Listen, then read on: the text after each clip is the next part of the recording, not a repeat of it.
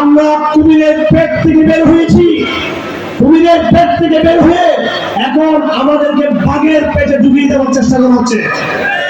কুমিরের পেট থেকে যেমনি ভাবে সংগ্রাম করে লড়াই করে বের হয়েছি, কেউ যদি আমাদেরকে বাঘের পেটে ডুবিয়ে দিতে চায়, সেখানেও কিন্তু আমরা বাঘের মুখের সামনে লড়াই করবো। আমরা আমার ভাইয়েরা কথাগুলো গুরুত্বপূর্ণ, চাপাবাজির জন্য আসি নাই, বক্তৃতার জন্য আসি নাই।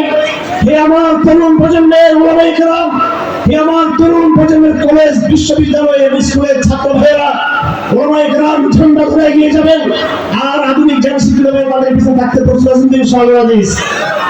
আমাদের সংগ্রাম আরো আগামী দিনে গভীর হবে, আরো কঠিন হবে, এগুলো আমাদেরকে বুঝতে হবে। আগে এক সময় আপনার সামনে শেখ হাসিনা ছিল, এখন আপনার সামনে কিন্তু ভারত চলে এসেছে। ভারত চলে এসেছে, এটা ভালো করে বুঝতে হবে।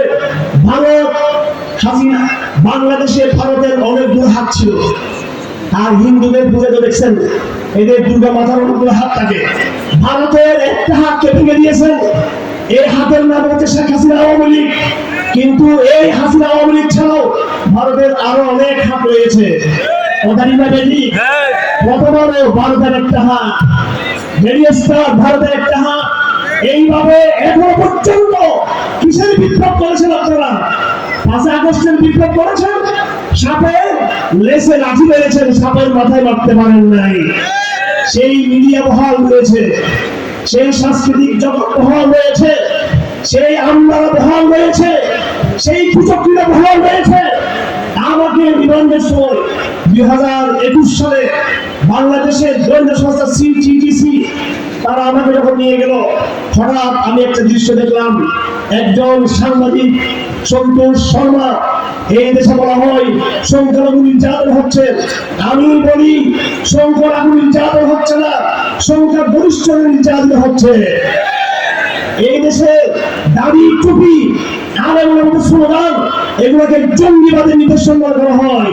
জঙ্গি বলে বলে, উগ্রবাদী বলে বলে, জিহাদি বই পুস্তক উদ্ধার বলে বলে আমাদেরকে কুণ্ঠাসা করা হচ্ছে। কারাগারে গিয়ে দেখুন, কোন হিন্দুর ফাঁসি হয় নাই, এই দেশে ফাঁসি হয়েছে মুসলমানদের। কারাগারে গিয়ে দেখুন, কোন হিন্দু যাবজ্জীবন কারাদণ্ড হয় নাই। কারাগারে গিয়ে দেখুন, কোন হিন্দুকে আপনি খুঁজে পাবেন না। আপনি খুঁজে পাবেন ফাঁসির মঞ্চে গেলে দেখবেন মুসলমান, ফাঁসির কনভেনশনে গেলে দেখবেন মুসলমান, আর যাবজ্জীবন কারাগারে গেলে দেখবেন মুসলমান। এই দেশে কিসের সংখ্যালঘু নির্যাতন? ভাটপাড়ি করার জায়গা পান না এখানে। ওইসব ফাইজলামি ছেড়ে দেন আপনারা। আমেরিকাকে সন্তুষ্ট করার জন্য, ভারতকে সন্তুষ্ট করার জন্য এইসব দাঁড়ালে বন্ধ করতে হবে আপনাদের সময়, আপনাদেরকে যারা ক্ষমতায় আছে, যারা মিডিয়াতে আছেন। আমি হেফাজত ইসলামের একজন দায়িত্বশীল, আমাকে 21 সালে রিমান্ডে নিয়ে গেল। রিমান্ডে নেওয়ার পর পুলিশের বড় বড় ডিসিএসপিরা সেখানে ছিলেন, তারা আমাকে একটা রুমে ঢুকিয়ে দিল। রুমে ঢুকিয়ে দেওয়ার পরে একজন হিন্দু সাংবাদিক, তার নাম সন্তোষ শর্মা। এই সন্তোষ শর্মা বাংলাদেশের ভারতীয় এমবিসিতে নিযুক্ত এডুকেশন মিনিস্টার, নাম ধরে বলতে চাই, মিস্টার ডক্টর নীতিশ। তাকে নিয়ে তিনি আমার রুমে প্রবেশ করলেন। আমাকে চোখ বেঁধে রাখা হলো, হ্যান্ডকাপ পরিয়ে রাখা হলো।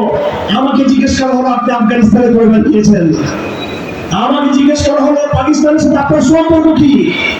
আমাকে জিজ্ঞেস করা হলো, হেফাজত ইসলাম জঙ্গিবাদী সংগঠন, এই সংগঠনের পরিকল্পনা কি?